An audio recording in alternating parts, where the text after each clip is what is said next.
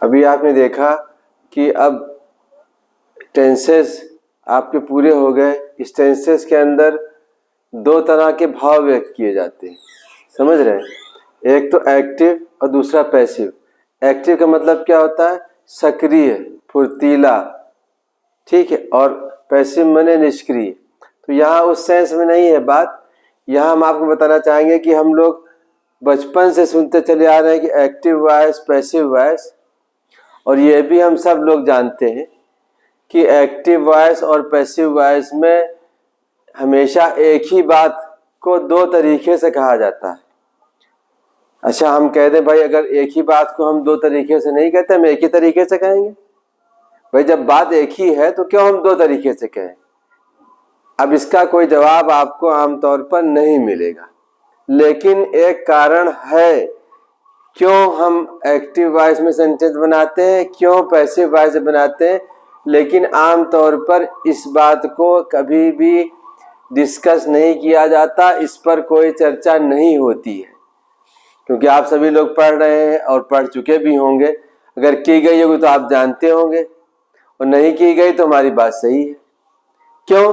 बस ये हमारे कोर्स में आया कि साहब ये एक्टिव वॉइस में सेंटेंस आ रहा है और ये पैसिव वॉइस में आ रहा है, इसको पैसिव वॉइस में चेंज करना है, या ये पैसिव वॉइस में है तो इसको एक्टिव वॉइस में चेंज करना है। अब हम यहाँ आपको बता दें क्यों ऐसा करते हैं।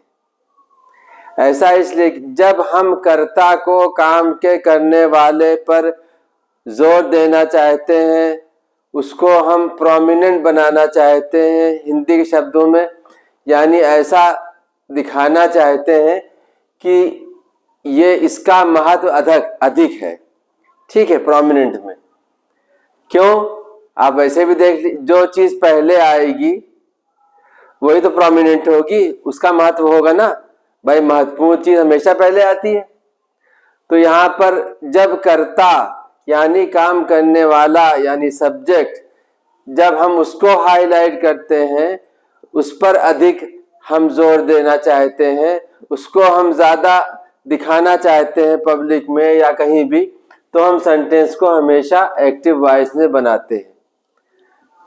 और अंग्रेजी में भी इसको हम इस तरह से कहते हैं, when subject is to be made prominent sentence is made in active voice, and when object is to be made prominent, यानी जब ऑब्जेक्ट को ज्यादा महत्व देना होता है, हाईलाइट करना होता है, तो हम पैसिव में बनाते हैं। ये कारण था। और अभी आगे चल के आप देखेंगे बहुत ही सरप्राइजिंग, बहुत वंडरफुल इसका यूज, जो असल पर्पस है वो होगा। लेकिन अभी आपको यहाँ पर ये चीज नहीं दिखाई देगा ना, हम अभी बताएंगे। बस खाली अभी आप इसको चलने दीजिए, आगे चल के टेंसेस में वहां क्लियरिटी होगी। और आपको एक ऐसी ट्रिक बता देंगे कि आप कोई भी एक्टिव वॉइस का सेंटेंस पैसिव वॉइस में बहुत आसानी से बना लेंगे। अब यहाँ पर देखिए, हमने बहुत लंबा चौड़ा स्ट्रक्चर नहीं लिखा है, ये आपका पुराना ही स्ट्रक्चर है, सब्जेक्ट वाला, हैबिट वाला, कि सब्जेक्ट, वर्ब और ऑब्जेक्ट। यहाँ आमतौर पर जैसे कि आप किताबों में लिखा पढ़ने को मिला होगा आपको, लेकिन हम यहाँ आपको ये बताना चाहते हैं कि ये काम करने वाला है सब्जेक्ट, ठीक है। जब हम इसी को हाईलाइट करना चाहिए, यहाँ कोई नाम भी रख सकते हैं, कहा जाए कि the CM helps me, chief minister मेरी मदद करते हैं। जाहिर सी बात है, सीएम है तो सीएम को हाईलाइट करना होगा, उनकी इंपॉर्टेंस भी ज्यादा है। अब यहाँ आइए कि ये सब्जेक्ट की फॉर्म जो है पैसिव वॉइस में जाके ऑब्जेक्ट की शक्ल ले लेती है, और ये ऑब्जेक्टिव फॉर्म जो है वो सब्जेक्टिव फॉर्म में आ जाती है। जैसा कि आप देख रहे हैं कि यहाँ पर मी था, अब इसको हम पहले रखते हैं और इसके अनुरूप ही हम यहाँ पर सहायक क्रिया का प्रयोग करते हैं। जैसा कि हमने आपको पहले बताया कि वह मेरी मदद करता है, मेरी मदद उसके द्वारा की जाती है। बात समझ में आ रही ना? यहाँ पर फिर देखिए हमने हाईलाइट किया, हालांकि वो जीत चुका है, लेकिन फिर भी हमने इसको इस टेंस में नॉर्मल बिहेवियर में बनाया, क्योंकि अभी आगे के टेंसेस में रूल्स है, इसलिए आपको ज्यादा दिक्कत ना, हमने एक ही स्ट्रक्चर को लिया है। नीरज चोपड़ा जो है वो स्वर्ण पदक जीतता है, जाहिर सी बात है नीरज चोपड़ा जीतने वाला ज्यादा इंपॉर्टेंट, इसलिए हमने एक्टिव में सेंटेंस बनाया। क्योंकि पैसिव में बनाया कैसे बनाया जाएगा इसलिए हमने इसको बता दिया। लेकिन यहाँ पर अगर एक बात आप गौर करें, अभी आगे चल के सही मानों में इसी का प्रयोग है। पैसिव वॉइस का उद्देश्य ही यह है कि हम बहुत सारे वाक्य हिंदी के ऐसे जो पैसिव वॉइस में ही बनेंगे, एक्टिव में बन ही नहीं सकते। तो एक नई बात आपके दिमाग में उलझन पैदा करेगी, लेकिन घबराने की या भ्रमित होने की जरूरत नहीं है। उदाहरण के तौर पर यहाँ पर आप देखेंगे कि मेरी मदद की जाती है उसके द्वारा, तो इतना पोर्शन जो है उसके द्वारा ये हो गया। अब उसके द्वारा को यहाँ पर आप निकाल दीजिए, तो यहाँ से एक फार्मूला मैथमेटिकली ये निकल के आ रहा है कि मेरी मदद की जाती है का ट्रांसलेशन क्या होगा, आई एम हेल्प्ड। बात समझ रहे? इसको यहाँ से निकाल दें, ठीक है, तो हम बहुत आसानी से यहाँ पर फिर समझ सकते हैं। एक बार आपको दिखा दें कि उसके द्वारा इतने की हिंदी ये है, तो हम इतना अगर निकाल दें यहाँ पर, ये यहाँ हटा ही दें ताकि आपको कंफ्यूजन न जाए। पहले मैं आपको दिखा दिया कि हम इसको हटा रहे हैं। यहाँ से क्या निकला, मेरी मदद की जाती है, उसके द्वारा हमने हटा दिया, हिंदी में भी हटा दिया और अंग्रेजी में भी हटा दिया। तो यहां से एक बात निकल के आई, मेरी मदद की जाती है का ट्रांसलेशन क्या होगा, आई एम हेल्प्ड। तो आप देखिए ये पैसिव वॉइस का सही मानों में ये इस्तेमाल है। अभी आगे आप चल के देखेंगे। अब मुझे सजा दी जाती है, ये हम एक्टिव पैसिव की कोई बात नहीं कर रहे। आप देखे जाइए, यहां पर हम क्या बताना चाह रहे हैं कि सेंटेंस में जब मेरे ऊपर काम हो रहा है तो सेंटेंस पैसिव में बनेगा। जब काम करने वाला इस पर, इसको सब्जेक्ट कह लीजिए, यहाँ पर जैसे हमने दिखाया है ऑब्जेक्टिव फॉर्म में, तो इसके ऊपर ये काम जो है इसके ऊपर हो रहा है। यहाँ पर मैं की जगह मेरी हो जाता है, मेरी मदद की जाती है। अब हमने पहले भी आपको बताया था कि वर्ब के अनुसार ये मेरी, मुझे, मैं, मेरा, ये वर्ब से गवर्न होता है और टेंस के हिसाब से चेंज होता है। जैसे आपको फिर हम बता दें कि मैं देखता हूं, देखने वाला वर्ब प्रेजेंट में मैं हो गया आई सी, मैंने देखा था ऐसा हो गया। क्यों? पास में देखने के साथ मैं नहीं फिट हो, मैं देखा था अच्छा नहीं। कोई आदमी हिंदी सीख रहा हो, हिंदी ना जानता हो, अंग्रेज हो, हिंदी में आपको समझाने की कोशिश कर रहा हो, उसके लिए तो बात चल जाएगी। लेकिन हम लोग चूंकि हिंदी भाषी हैं, हिंदी बोलने वाले, हमारी मातृभाषा हिंदी है, तो यहाँ पर फिर हम यह बता दें, मेरी मदद की जाती है, आई एम हेल्प्ड। मुझे सजा दी जाती है, सजा देने वाले वर्ब की थर्ड फॉर्म यहां लगा दीजिए। बात समझ में आ रही है? यहां पर आप सजा देने वाले वर्ब की थर्ड फॉर्म लगा दीजिए, पनिश्ड। ये हो गया। मुझे सजा दी जाती है, आई एम पनिश्ड। मेरी तारीफ की जाती है, आई एम एडमायर्ड। मुझसे विनती की जाती है, आई एम रिक्वेस्टेड। मुझे भेजा जाता है, आई एम सेंट। अब आप देखिए, हम एक्टिव पैसिव की कोई बात नहीं करते हैं यहाँ पर। थोड़ी देर के लिए आपको और एग्जाम्पल्स हम यहाँ बता दें। ये आपने पढ़ लिया, इसको पढ़ेंगे। सिर्फ एक दो एग्जाम्पल इसलिए दिया कि भाई एक ही एग्जाम्पल से सारा एक्सप्लेनेशन न किया जाए, तो आप समझ ही गए स्ट्रक्चर। असल पढ़ाने का उद्देश्य इस बात को है, मैं भेजा जाता हूं, तो क्या हो जाएगा, आई एम सेंट। ठीक है। और आदमी भेजे जाने से अच्छा हम ऐसा वर्ड लगाएं जो उसके साथ मेल खाता जाए। एक चिट्ठी भेजी जाती है, तो क्या हो जाएगा, ए लेटर इज सेंट।